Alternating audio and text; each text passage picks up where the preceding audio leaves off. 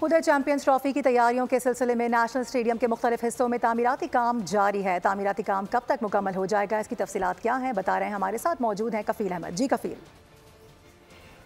हाँ जी, देखिए पाकिस्तान क्रिकेट का एक बड़ा इवेंट है जो कि अगले महीने होने जाने चैंपियंस ट्रॉफी 2025 और उसके लिए नेशनल मैच स्टेडियम में जो इस वक्त तामीराती काम जो जारी है, मेरी कैमरामैन मोहम्मद यूसुफ इस वक्त दिखाएंगे। मैं आपको ज़रा तफसील के साथ बताता चलूँ कि इस वक्त जो हमें बताया गया है वो ये कि इस वक्त फिनिशिंग का काम जो है वो जारी है।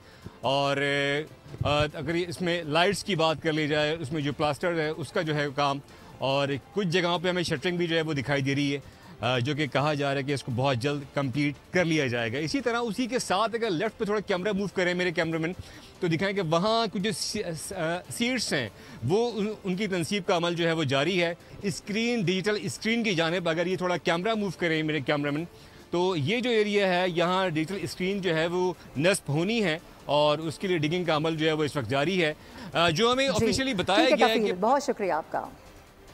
इसी के साथ ही फिलवक्त न्यूज़ स्टूडियो से इतना ही। विजिट कीजिए boldnews.com, देखते रहिए बोल।